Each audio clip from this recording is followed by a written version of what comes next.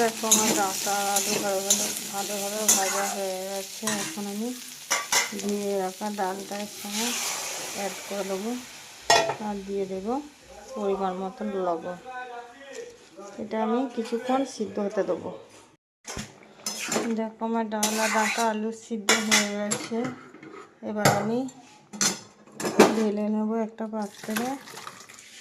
তারপর আমি আবার কড়াইটা বসিয়ে দেবো। দেখো আমি কড়াইয়ে তেল দিয়ে দিয়েছি। এখন আমার তেলটা গরম হয়ে গেছে। এখানে 5 ফোড়ন আর লঙ্কা আমি দিয়ে দিলাম।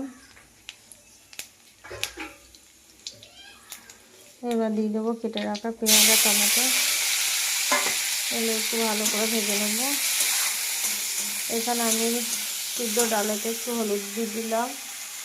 আমি লবণটা আগেই দিয়েছি। ভালো করে ভেজে নেব। দেখো আমার টমেটো আর পেঁয়াজগুলো ভালোভাবে ভাজা হয়ে গেছে। এখন আমি সিদ্ধ করে রাখা ডালটা অ্যাড করে দেবো।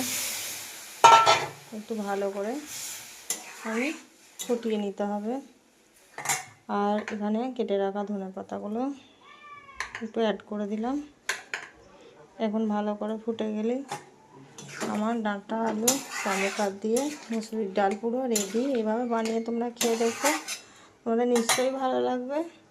আর যদি ভালো লাগে লাইক কমেন্ট শেয়ার করতে ভুলো না। আর চ্যানেলটা সাবস্ক্রাইব করে দিও। দেখো বন্ধুরা আমার ডালটা পুরো রেডি হয়ে গেছে। এখন আমি একটা পাত্রে ঢেলে নেব। এভাবে বানিয়ে গরম ভাতের সঙ্গে খেয়ে দেখো, খুব ভালো লাগবে।